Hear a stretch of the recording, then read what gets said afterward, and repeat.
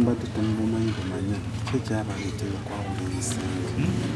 kyabaleetera okwawula ebisenge omukyala asula mu kikya n'omusajja n'asula mu kikya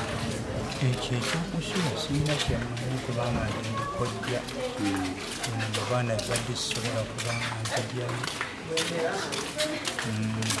omuyita otya ani Blessa Mathias omulenzi mutabani wange kumirirwa mwannyinaze omulenzi kakati omwezi akolera wali kumuza hotel obadde saawa nga 4 olabirawo senga w'omulenzi bayita mulobulabirye najja eka nti kojja w'abaana ebikutte ku mutabani obitegedde mukama mutabani ani nti Pawulo abadde ki mukyala we yafiiridde mu nnyumba n'oluggi basambye obusambe kakati yakuliriza ebyo agenda kuteezaako nti omukyala mulwadde